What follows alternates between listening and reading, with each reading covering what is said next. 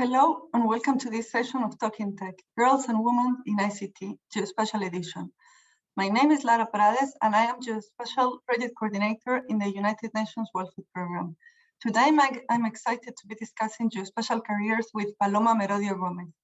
Paloma is Vice President of the National Institutes of Statistics, Geographic and Informatics of Mexico, as well as co-chair for the UNGGIM Bureau. Talking Tech is a series celebrating girls and women in tech being recorded around the world, between Girls in ICT Day 2020 to Girls in ICT Day 2022. Girls in ICT Day is an international day marked on the fourth Thursday of each April. The objectives of Girls in ICT Day are to help to create a global environment that empowers and encourages girls and young women to consider studies and careers in the growing field of information and communications technology. This series aims to inspire girls and younger women with information about a range of ICT careers and bring before a broader audience some of the role models in ICT and share information about their career journeys and work. We want to show examples of ICT is being used to support achievement of the Sustainable Development Goals and initiatives that are working with girls to support them in ICT studies or future ICT careers. The Talking Tech series is brought to you by the International Telecommunications Unions, ITU, the United Nations International Computing Center, UNICC, and the Office of the UN Secretary General Envoy on Youth, and is in support of Equals, the global partnerships for gender equality in the digital age. This interview is part of the Geospatial edition of the Talking Tech series.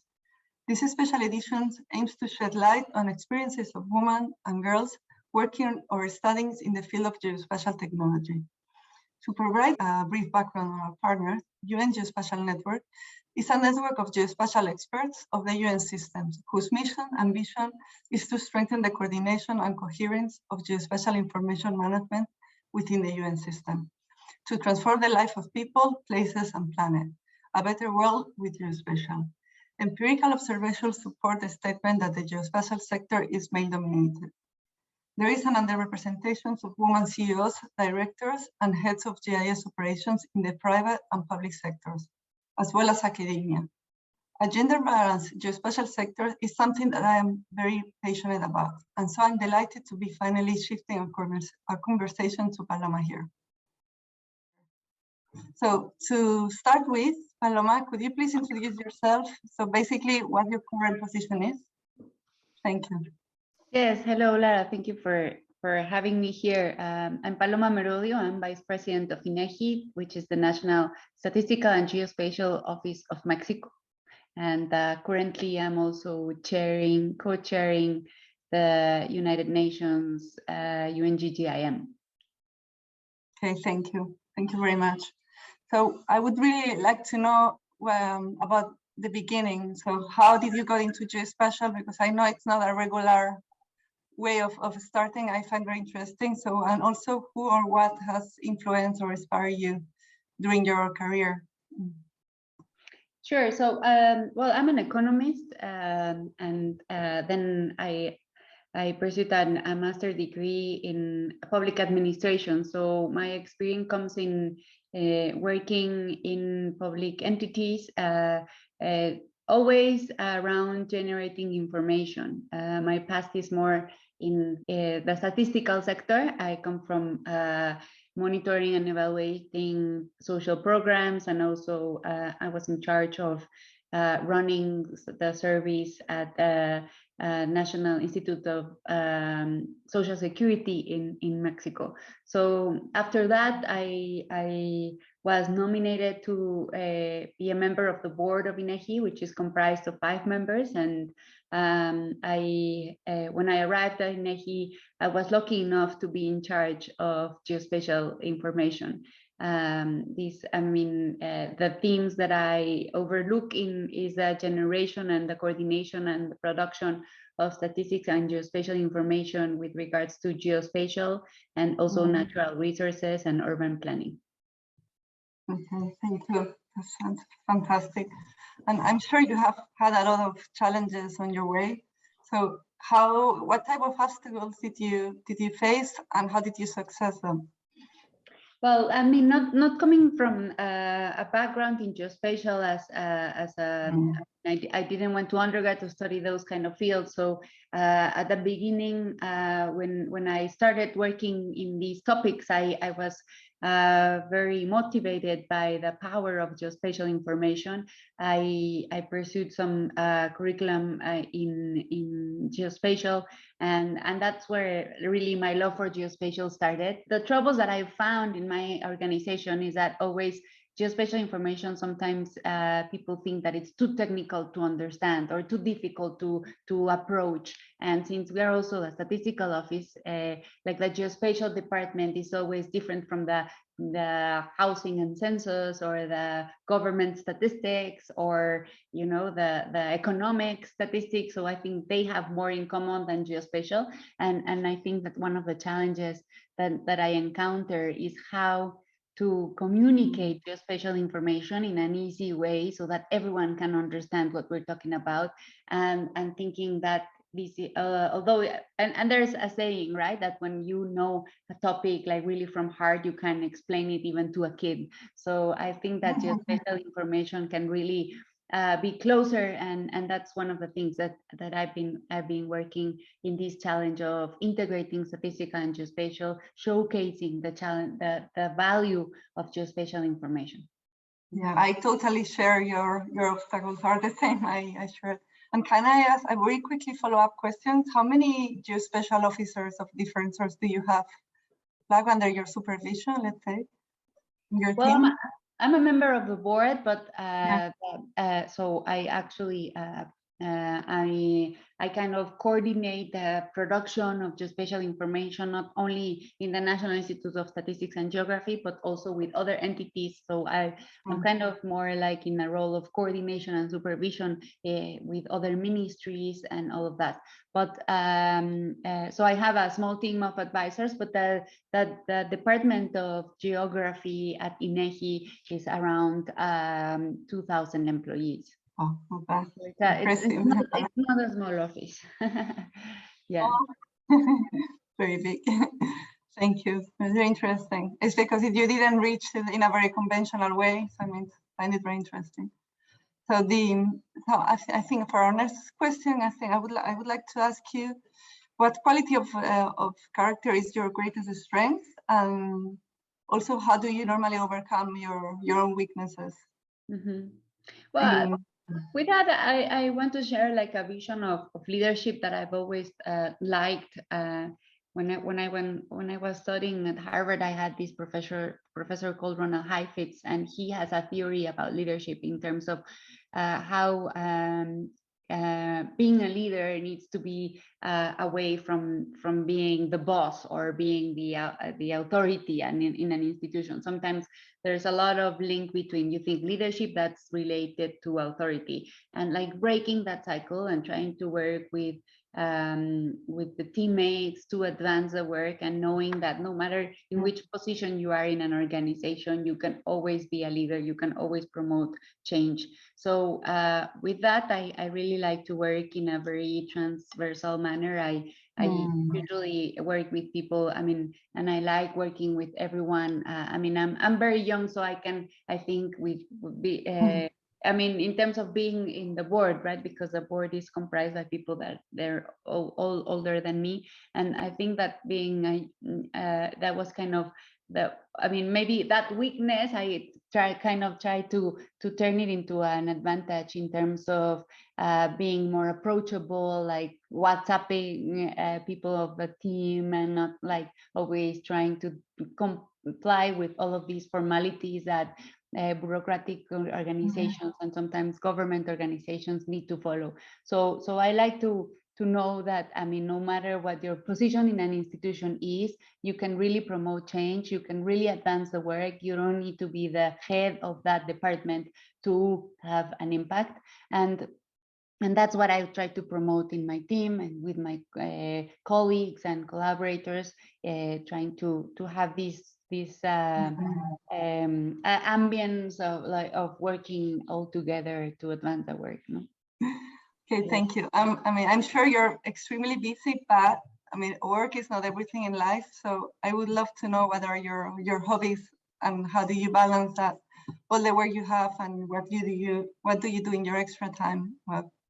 Yeah, well, it's not always easy. There's challenges in this work-life balance, and I like to say that now in COVID times, we don't need to say more about like balance, because when you were balancing work and personal life, it seemed like there were two different opposite sides, no? And you were devoting time either to work or either to your personal life, and you needed to balance that. And I think that the pandemic, I mean, when we all took our computers to our homes and started working from our bedrooms or from our living rooms, we all realized that it's not about like balancing, but integrating both. And I think that has been like really the challenge. So in terms of how can I be a mother, but at the same time be on a phone call, and I think that has been a recent challenge that women are facing in this new era of pandemic, where we need to really integrate both and try to facilitate that. So, well, I wake up very early and I try to do all of the home stuff very early, but my favorite hobby is I like riding a bike. I just got a new bike, so I'm very excited to go to the mountain, and I like biking with my husband and my kids. I also like to do yoga, and I try to do that on the weekends. We usually go to a house in the woods, and we try to spend some time in the woods and in nature, because Mexico City is a big chaotic, and always being close to nature kind of makes me breathe differently and feel with the energy to come back on Monday and work again. So that's what I like doing, and then I enjoy. That's great. You like to recharge in nature, and I'm the same. Yeah, exactly. Yeah. Okay, now going back to our common passion, I mean, I would like to ask you about what's your opinion on, this is a difficult one, on the future of geospatial technology, and what are the changes you would like to see in this field in the future? I mean, what's your wish of things? Well, as I said, I think that I got lucky about being in charge of geospatial information, because I think geospatial is the future. Really, the way that technology is advancing and the way that new devices and our mobile apps and how we're digitalizing our lives, it's really making geospatial the core of how we generate information, because everything happens somewhere. So in terms of what we do at INEGI in generating statistics, we cannot generate statistics without thinking about the geospatial area of it. And I really see that technology and how this science is evolutionating will make it always closer to other areas and other matters that will make geospatial transversal and the basis of everything that we do. So I really see an impact, a future, and I'm trying to work now in terms of how to bring geospatial technologies closer to science, other like social sciences, to statistics, to economics, to all of that, because I mean in monitoring and natural resources, in all of that we are doing now, it's the future, and I really see a very promising future in terms of just the advancements of geospatial information. Amazing. I wish everyone had such a positive outlook. Yeah, well, right now at UNGGIM, we're looking to strengthen the institutional arrangements to for the committee of experts at the United Nations, and we really want to showcase to ECOSOC the importance of this information. And every time I'm in a meeting, I have a lot of things to say in terms of why this is important and why we need to strengthen UNGGIM institutional arrangements. So maybe it's because I'm very embedded in these negotiations that I'm very committed to it. Fantastic, thank you. I think, as you know, I mean, you know better than anybody else, it's a quite male-dominated field. I mean, we all have experienced this. And I think the world is missing a big piece of the puzzle of having all these girls and women contributing to what's geospatial. So, I mean, what would you be your advice to women in geospatial and how to encourage them to get into this field? Well, so, you know, when I got to INEGI, I was the only woman on the board, and there were out of 8 general directors, there was just 1 woman, and I really started kind of promoting to make it visible that women were missing, and particularly, I think that, I mean, when I was there, I was pregnant, I was afterwards breastfeeding, and I always felt that if I would have had other women sitting in the same room, my situation would have been much more easy, because they would have understood that I needed a break that was longer than 5 minutes to go to the nursing room. And I feel that my advice would be like always try to build teams where you can feel supported by other women, where you can find women that can mentor you, that can help you to advance. I've been very, very grateful or very lucky in my life, because I've had women that have inspired me and have guided me through my professional career. And I think that's fundamental. Like, really, my advice to other women would be like, we really need to stick together. We need to be think about like sorority as a powerful and a very useful tool to advance. So I always think like if we are able to make these teams where women work together, where women support each other, where we find this mentorship and support, then things can be much easier for us. So, or maybe within our networks, we can open roads that we wouldn't otherwise imagine. So yeah, that would be my advice. Like, really find those women that are willing to support you, that are willing to help you in your career. Yeah, I was lucky because I had one as well. Yeah. Yeah, I'm very grateful to the women that have inspired me and that have helped me advance. Yeah, we need more of those, Paloma. Now you're one of those. Yeah, well, I hope so. I hope I can help women devote their lives in geospatial. You know, right now we're 3 co-chairs of UNGGIM, 3 women co-chairs.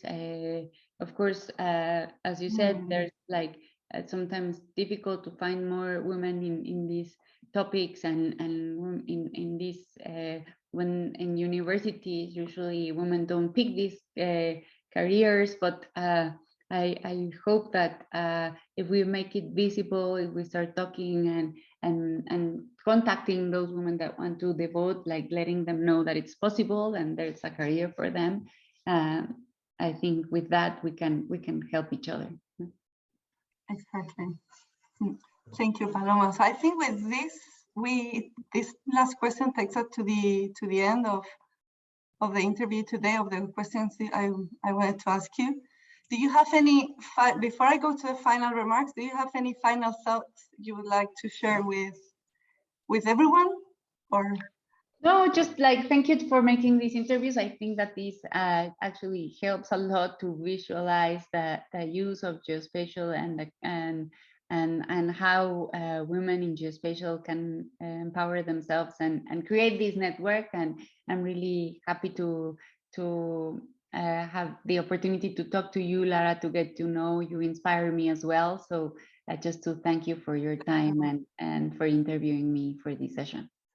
Thank you very much for our discussion today, Paloma. I'm sure your story will inspire many women and girls and encourage them to pursue their dreams. To wrap up our interview, I would like to build upon some of the things you've mentioned, as well as to give some advice to women and girls, as well as to hiring managers. My first advice would be to look for support along the way. So get close to women that inspire you and support you, and make them your mentors. I was very lucky to have one by my side that led me to where I am today. The second one would be more for hiring managers, to retain women in their workplaces by removing their obstacles in their pathways. So I think it is important for managers to be aware of these obstacles and help women to overcome them. And finally, as we all see every day, I mean, we live in a world dominated by artificial intelligence, big data, predictive analytics. So for Geospatial to have a significant role here, I would advise that when embarking these studies, you approach it from the broader perspective of data science, as it will open you many more doors and take you much, much further. I wish I have had this advice when I was younger. So thank you very much to all and best of luck.